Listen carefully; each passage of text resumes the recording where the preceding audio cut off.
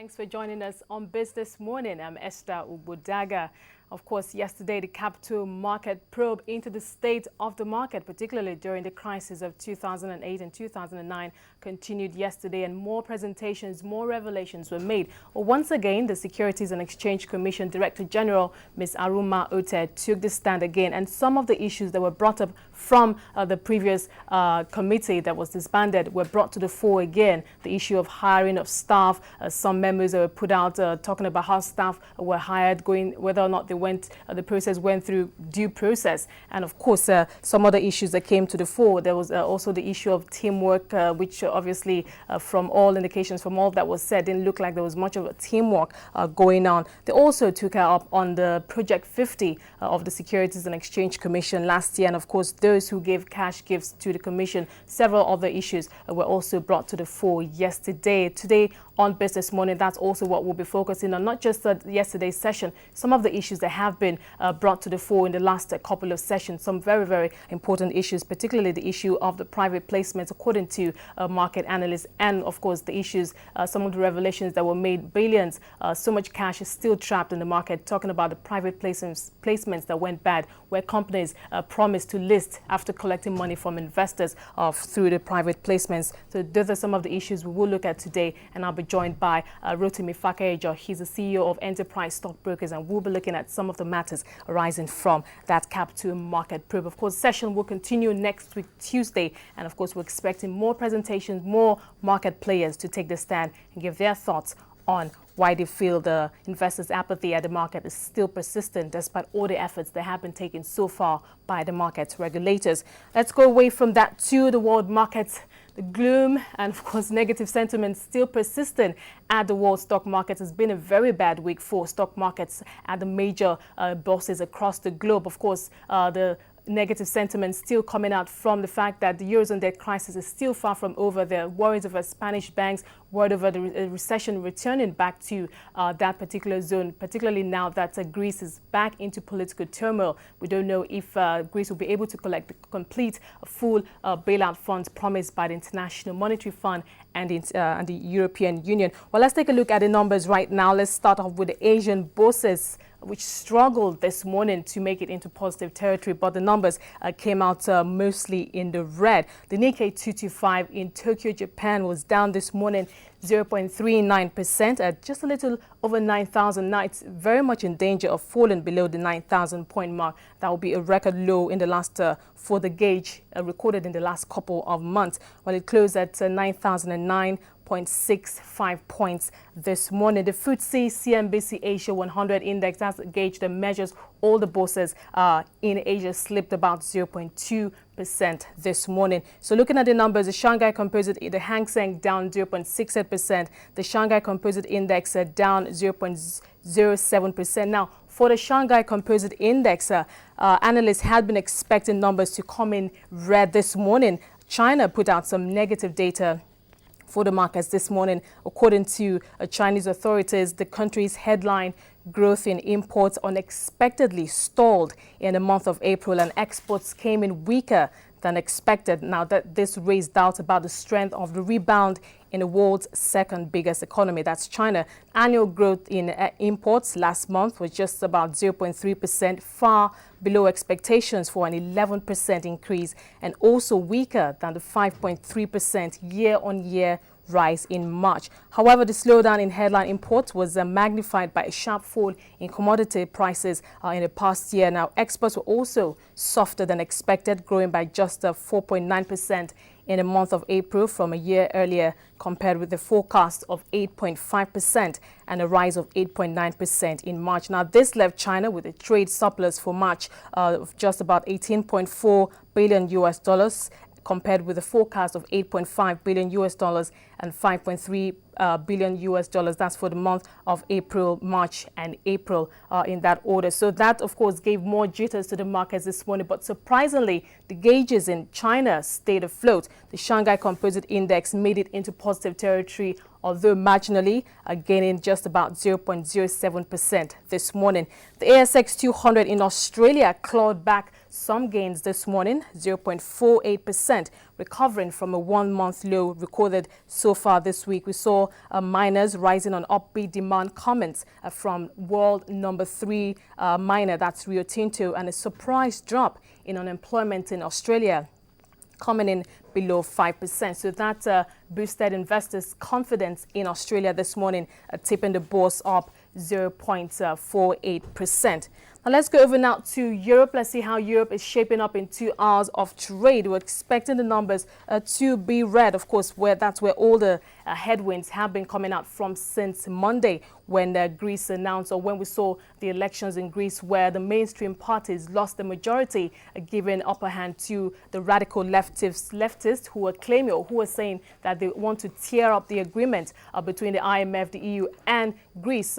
That's talking about the bailout funds worth about 130 billion euros. Well, that agreement is still hanging in the balance now. And of course, well, we do hear that the EU is still interested in giving Greece the much needed bailout funds, but it's still very uncertain. There's still so much uncertainty right now in the political scene of Greece. We do not know if the leftists will agree to form a coalition government with the mainstream parties to ensure that Greece keeps to its promise of more spending cuts, harsh austerity measures in exchange for the much needed bailout funds. But let's take a look at the numbers. The FTSE 100 in London up marginally so far by 0.06% at over 5,000 points. The Xetra DAX in Frankfurt, Germany, also up 0.5% at 6,511.47 points. The Paris CAC 40 in France, however, is down 0.16%, while the Zurich Swiss Market Index is also in negative territory, down 0.07%.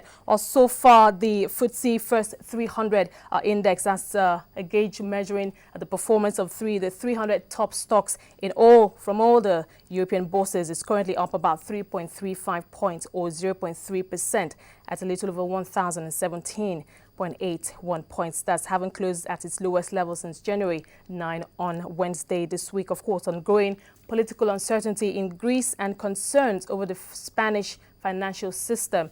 Well, so much to worry about from the Eurozone, so much for Asian investors to also worry about. But it looks like the investors in Europe are more optimistic this morning, shrugging off the negative data from China put out to the markets this morning. And of course, all the headwinds still surrounding the European market financial scene, but investors are still pushing up the stocks in early trade. Well, Europe still has a couple of trading hours ahead. Let's cross over now to the other side of the Atlantic, talking about Wall Street. We expect Wall Street to have ended in negative territory too, with all the gloom still persistent at the market. The Dow Jones, let's take a look at the numbers now. The Dow Jones Industrial Average down 0.75%. We saw stocks ending off their worst levels on Wednesday, following news that Greece will receive another bailout payment, but still closed in negative territory on lingering concerns over the rest of the Eurozone, where stocks tumbled heavily at the opening session, but all three averages still recovered more than half of their losses throughout the session. But the Dow tumbled for a sixth consecutive session, falling by about 97 points, or 0.75%. We saw some of the blue chip heavyweights, United Technology and General Electric, bringing down the bourse. The blue chip index has slipped more than 3% in the last 3 sessions. Now, the last time the Dow was down 6 times in a row was last August, where we saw, of course, at the height of the Eurozone debt crisis. Now, for the S&P, all 10 S&P sectors ended in the red, led by industrials and financial stocks. The gauge raised about 9.14%, or 0.67%. The Nasdaq also slipped, losing about 11.56 points, or 0.39%, to close at 2,934.71 points. So red numbers across the board from Wall Street yesterday. Futures are still pointing to a negative start for the American bourses today. Of course, investors will be keeping their eyes on the Eurozone, looking at or keeping their eyes on policymakers who are still making last-minute meetings for the state of the Eurozone, talking about the political turmoil in Greece and whether or not Greece will remain in the Euro. Now, of course, there have been opinion polls taken, and one prominent one showed that 50% of people living in Europe believe that Greece has a 50% chance of actually leaving the Eurozone. Well, it's a developing story, and we'll continue to track that for you here on Business Morning. But let's come down to our own market here, talking about the Nigerian Stock Exchange. Well, seeing one foot forward, one step forward, one step backwards, investors are still taking profit. That's what we saw yesterday. The composite index was off track, down 0.54%.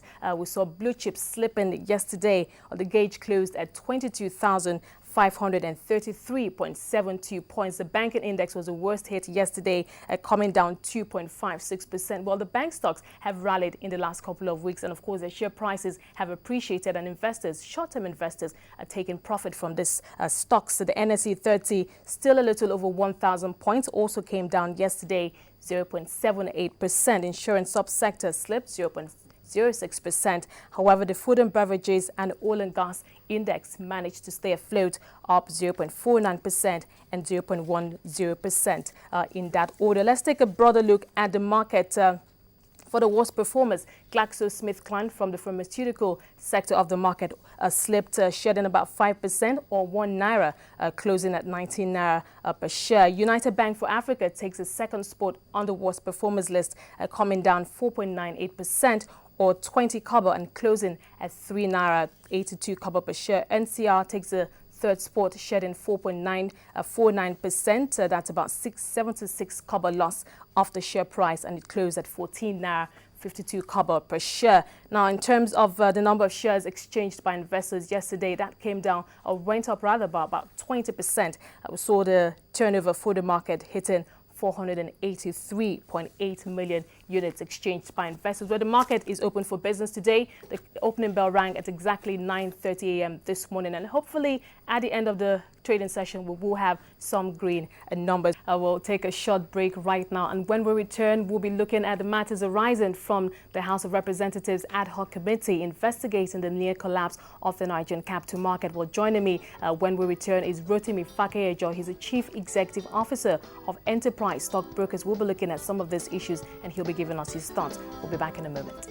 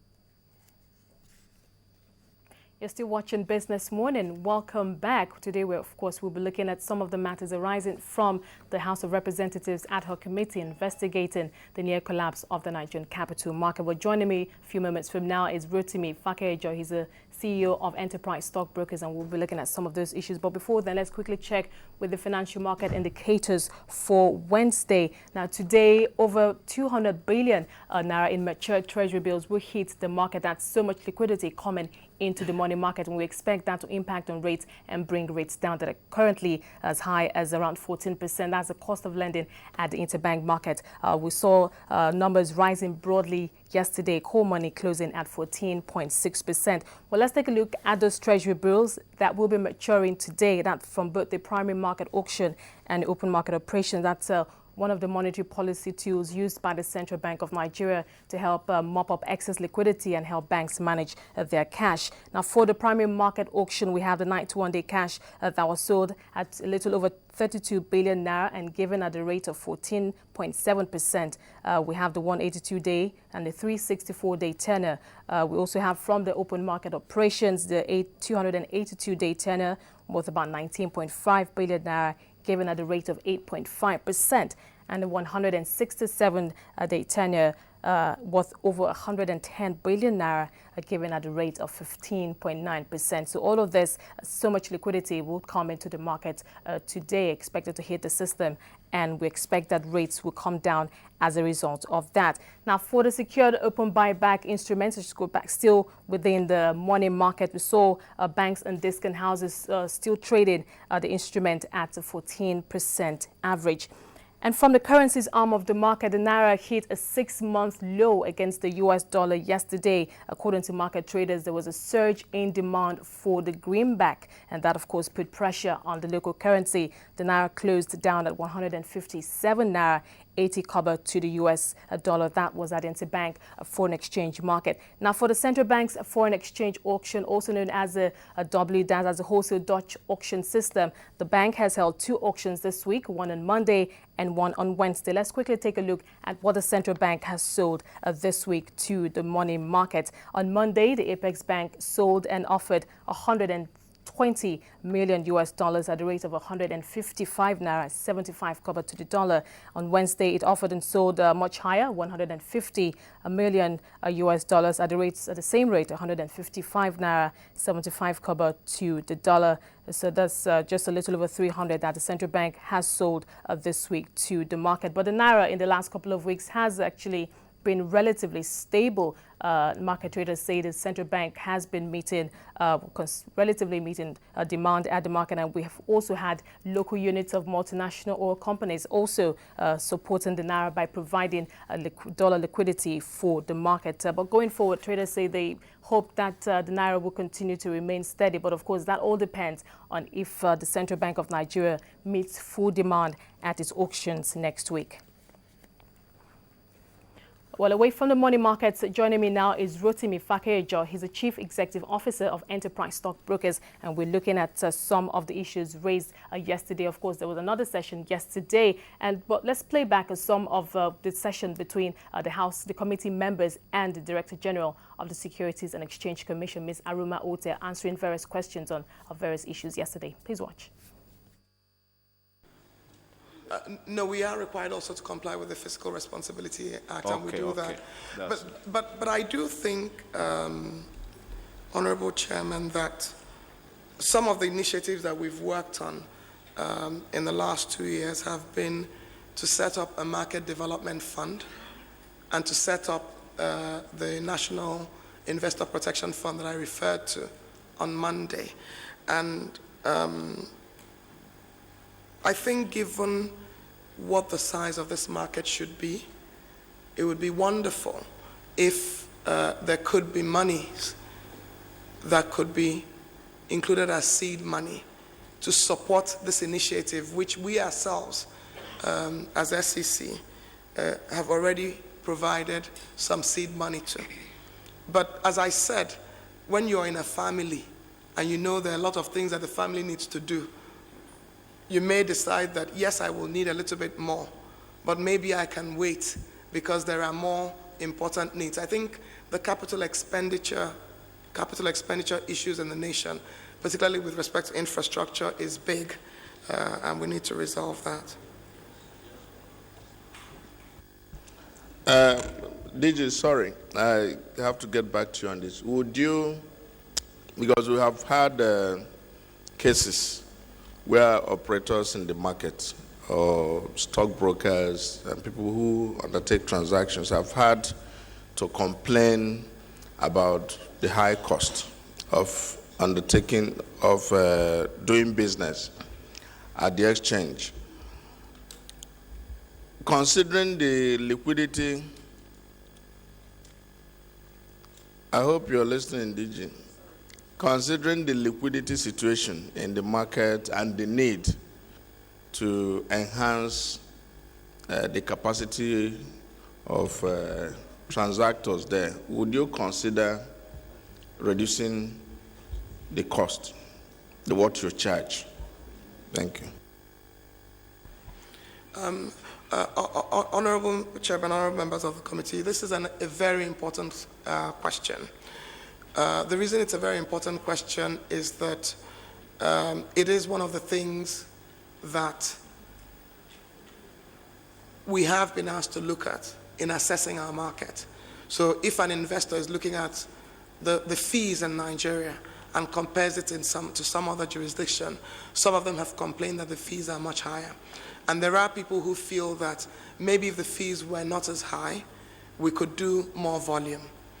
But, and it is actually one of the issues that the industry-wide committee that the SEC set up looked at, and they made some recommendations that we should look at this issue. And it is something that the SEC has acted on previously. I believe it was either 2007 and 2008 that we reduced the transaction fees. The bulk of the transaction fee that a player in the marketplace, whether an investor or an issuer, is actually charged by the capital market operator. What the SEC earns or what the stock exchange earns is a very small part of the total pie. And I think it's 30% versus 70% of the fees. If I remember the exact numbers, that's what I think it's 30%, 70%. Or even, I think it's even higher, the difference is higher. But so what we have decided, and the stock exchange on its own made the same decision, that this is a very important issue and people need to understand what are really the true transaction costs in Nigeria. And so we're working on what they call a transaction cost analysis. And it's a very big project where people actually review and understand the cost. Because of course, for fixed income, it's different for fixed income versus equities, and it's different for secondary market versus the primary market. And therefore, it's better that we understand it so that we don't get stampeded as a country into reducing the transaction costs. Because for the market operators who, in my view, it's most important, the volumes are not high enough. So if you don't have high volumes, you have a fixed cost. We're asking them, as one of the requirements for being fit and proper, that they must upgrade themselves in terms of technology. If they pay for this, and you then ask that we reduce the fees immediately without the volume compensating for that, we'll just be making our capital market operators even weaker.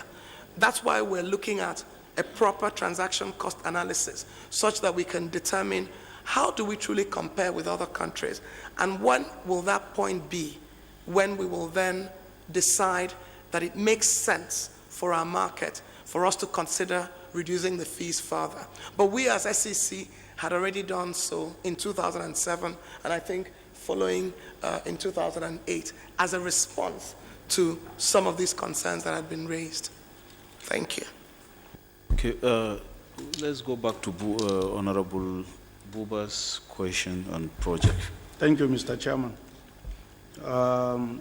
DG, you said in your submission the last time you appeared that Project 50 was to celebrate 50 years of capital market regulation in Nigeria. But we are aware that the capital market effectively started in 1973 with the Capital Market Issues Commission of 1973. Will it be right, therefore, to celebrate capital market regulation in 2011 as 50 years? Thank you. Honorable Chairman, honorable members of the committee, Honorable Buba is correct that the Capital Issues Commission was set up in 1973, but capital market regulation started with the Capital Issues Committee, which was within the central bank, and it was set up in October 1962. Its activities then became, it was through the committee then became the Capital Issues Commission, and the Capital Issues Commission by, I believe, the Act of 1979 became the SEC, and SEC started its activities in January of 1980.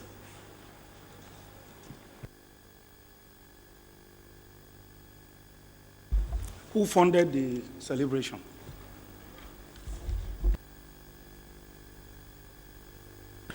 The first, the commemoration is still ongoing.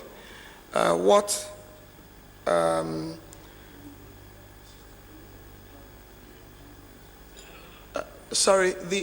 commemoration is still ongoing. As I explained when I was asked the question on Monday, what we decided was that as the SEC, who's also responsible for market development, that it was important that our commemoration have a theme that is focused on investments, and that we will leverage that to try and promote Nigeria as a preferred investment destination. So the first initiative was to support the Nigerian Stock Exchange in their commemoration of 60 years of trading, which was on June 6th of 2011. So the first program was that.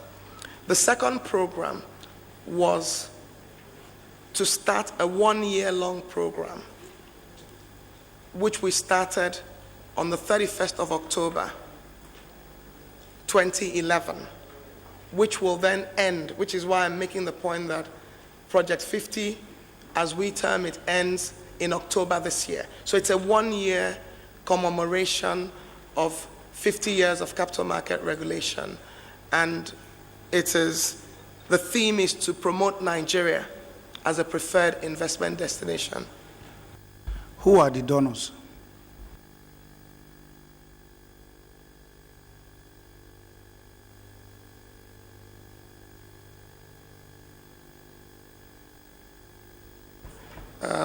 I will bring out a list if I can find it amongst the documents. I think the questions have gone from HR to mergers and all that. So I'm trying hard to make sure that I'm able to respond very accurately.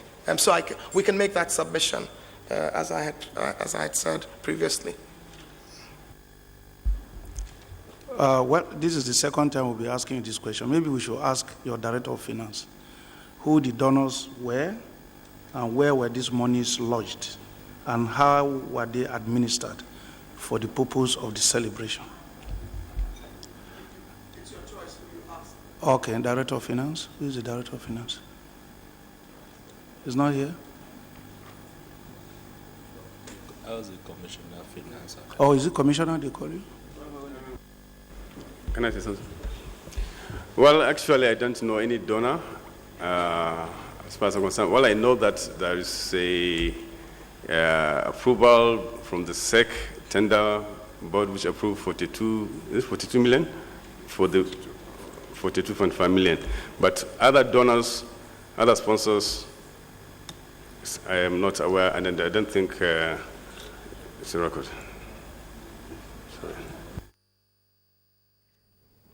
The Securities and Exchange Commission Director General there, Ms. Aruma Ote, answering questions from members of the committee. Well, they talked about the high cost of transactions at the Nigerian Stock Exchange. And of course, they also talked about who funded the Commission's Project 50. Well, Rotimi is still here and he's going to react to some of this, that interaction that just went on now. Now, Rotimi, thank you for being here.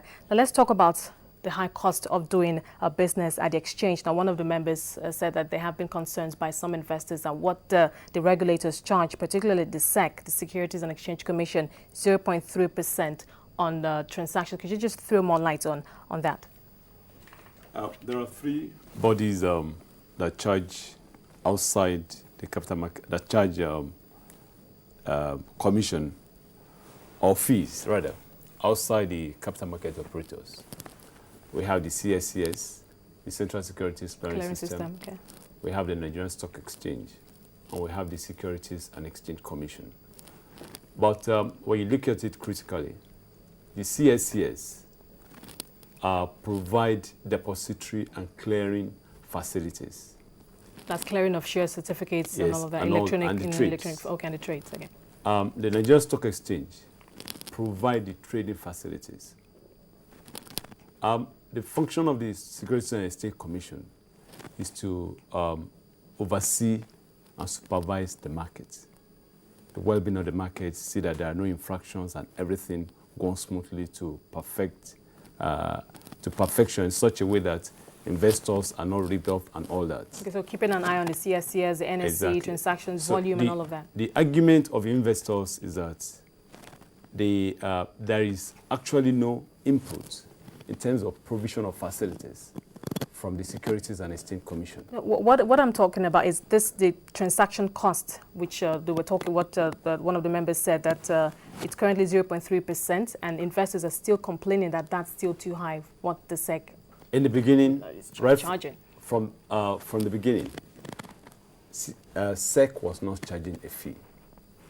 At the time, they started charging a fee, and they started at 1%.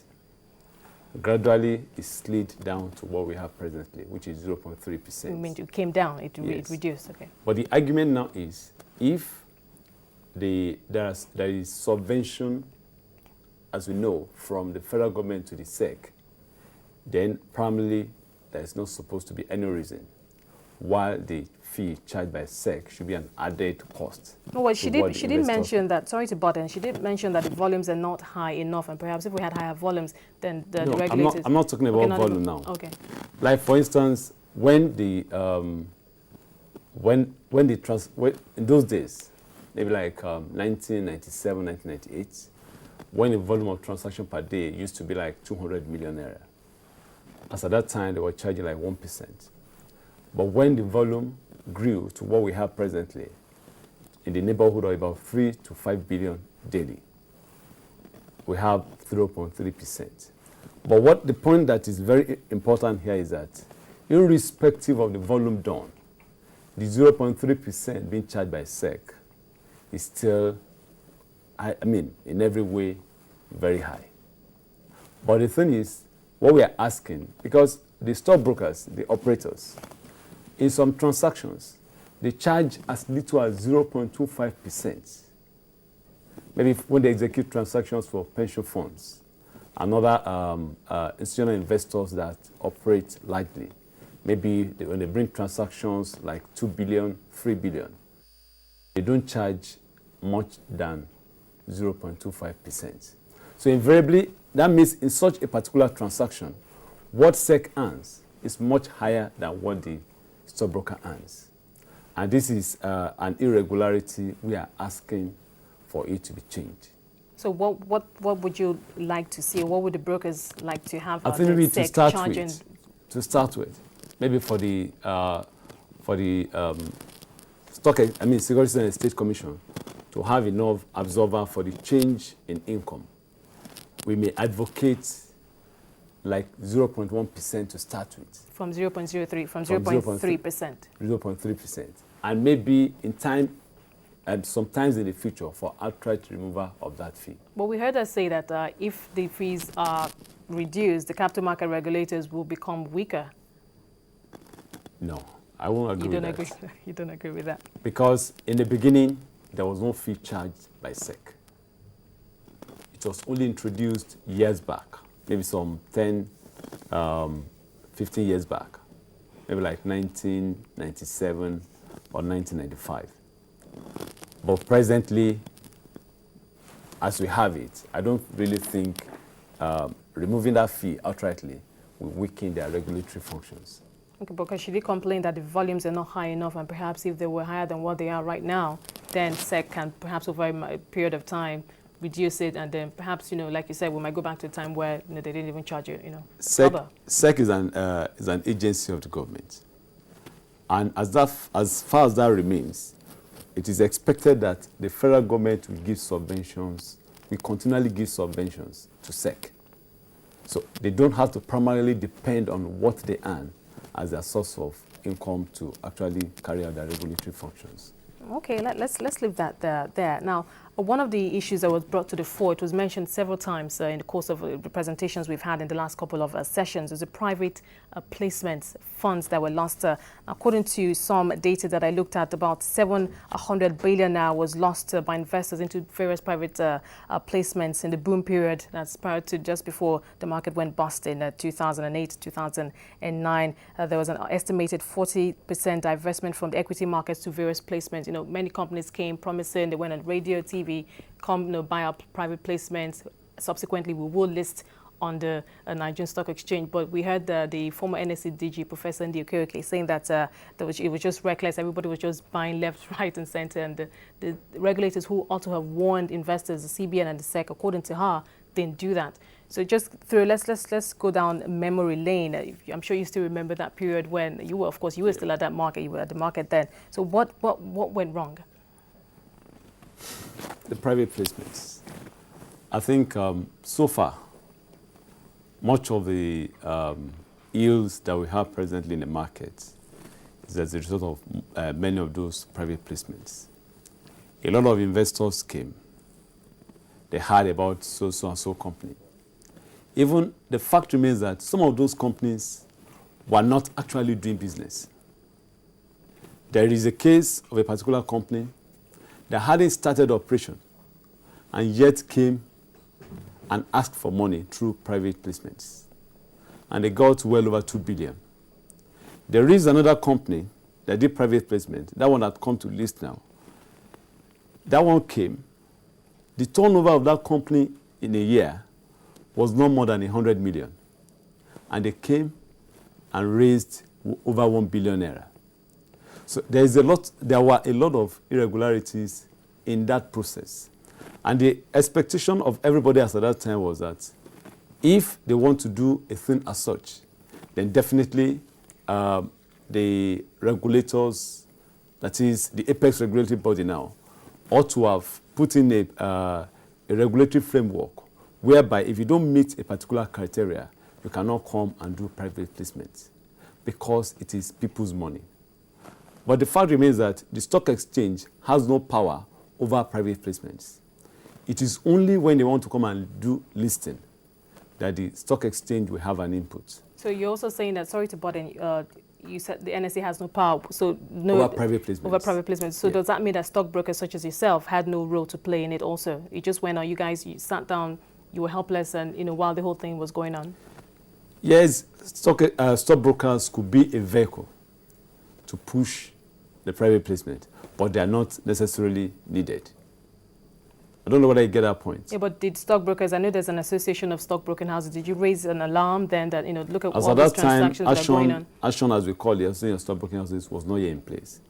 But it's most unfortunate that as at the time these things were happening, there was so much money in the system as a result of the margin facilities that banks granted anyone that come to ask for it. So they had so much money, there was nowhere to put this money. You find out that even at that point in time, because much as a lot of people are blaming the stockbrokers today, that infraction that they manipulated prices and all that, there are three forces that guide price making in the markets. We have forces of demand and supply, we have market hearsay, and and we also have the fundamentals. Now, all these things are what will determine what the price of a stock is. Now, if somebody brings in about 2 billion naira to buy a particular stock, you can imagine what will happen next. If the price is like 2 naira today, and the person keeps asking on daily basis, ready to buy at any price, automatically the price will keep going up. So, as at that time, much money came from the banks. And people were just looking for what do I buy in order to make money. People who were originally doing legitimate business closed their shops and they brought their money to the capital market because they believe that overnight you can make, within 2-3 weeks, you could make 100%. Yeah, but stockbrokers such as yourself were also vehicles in this process. You helped to also facilitate the process, as it were. No, the transactions passed through you. Now, you were the market at that time too. No. But did you? No. Get it the way I'm saying. Okay. There is a particular security. Okay, let me go back to the basics now. In the last 2 weeks, or 3 weeks, so to say, when First Bank announced their results, when everybody saw it, they marveled.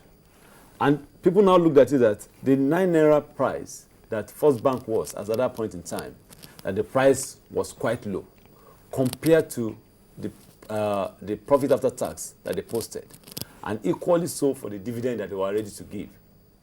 Now, people started bringing money.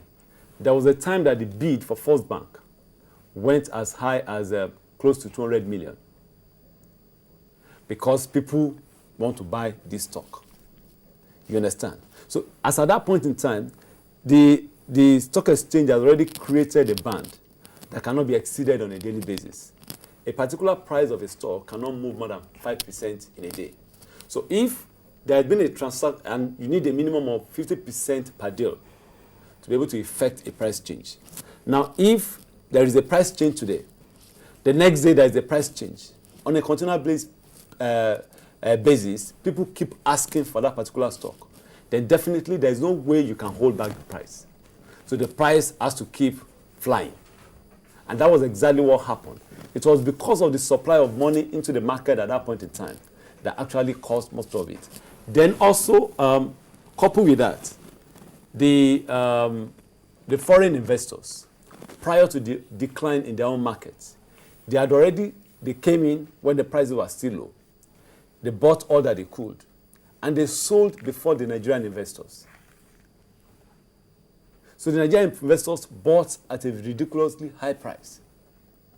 So as at the time the bubble now burst, and they started scoring for safety, let me get out before any other person, the market became awash with stocks. Nobody was buying anymore, and the thing came down considerably. Rotimi, before we stray too far, we're almost completely out of time now. Still on this issue on private placements, many analysts, well, even investors are saying that if the money trapped in private placements is brought back to the market, and those companies that just run off into thin air with investors' money, if they're forced to come back to list, that would improve, because there's so many aggrieved share investors out there who have lost money and have sworn never to come back to this market. Of course, they're not bothered about what the SEC is doing, what the NSE is doing right now in terms of improving investors' confidence, reviewing listing requirements, and all of those other technical things that are being done. They are aggrieved about money that was lost. So the opinion is now, if this trapped funds or the companies are forced to come back, that might appease some investors, as it were, and bring them back to the market. Is it possible to have these companies come back to list after taking investors' money? Let me just give you an example. An example is IGI, Industrial General Insurance Company, PLC. When they were doing their private placements, they promised investors that they were going to list. And because of that, a lot of investors bought into that company. Up to date, they have not fulfilled that promise. What can the NSE do? Or is it SEC? Can they give them a summons or something? Just no. It is the SEC that can do that. Because it is only when they make applications to the stock exchange and they get listed, that is when they are now under the regulatory supervision of SEC, Nigerian Stock Exchange. But prior to that, Nigerian Stock Exchange can't do them anything. So it is only SEC that can say, come, when you wanted to approve your private placement and all that, these are the promises that you gave. Yeah, along with the money you took from investors. Exactly. How have you utilized such money? And I want to believe very much that such questions have not been asked. And I think it is high time those questions are being asked. Now, these ones must be forced to come and list. Okay, now, sorry to burden, we're almost completely out of time. Okay. Now, as regards this, the probe, are you hopeful that perhaps this is one of the issues in terms of recommendations when it's all, when it's all over and then recommendations are made, that this will be one of the high points of those recommendations, that those companies that ran off with investors' money should come back and list in the market? Well, I believe that should be part of the resolutions that will come out of this. Okay. But the mudslinging against the capital markets has to stop. Okay, thank you so much, Rotimi. We're absolutely out of time now. We have to leave it there. Thank you so much for your thoughts, your contributions. I have been talking to Rotimi Fakeyojo. He's the Chief Executive Officer of Enterprise Stock Brokers, and we have been looking at some of the issues that have been brought to the fore since the beginning of the House of Representatives probe investigating the near collapse of the Nigerian stock market. Private placement, as according to Mr. Rotimi Fakeyojo, of course, that issue should be thoroughly looked into. And those companies that came back then to the market to collect money from investors and didn't list their shares as promised should also be brought to book and made to list, and of course appease those aggrieved investors out there who lost so much money and have sworn never to come back to the market unless they get their money. But of course, it's still a developing story. The committee members will reconvene next week Tuesday, and will continue to track the events at that probe for you. But that's about all we can take on today's edition of Business Morning. Thank you so much for being a part of it. Channels News Track is at the top of the hour. I'm Esther Ugbodaga. Bye for now.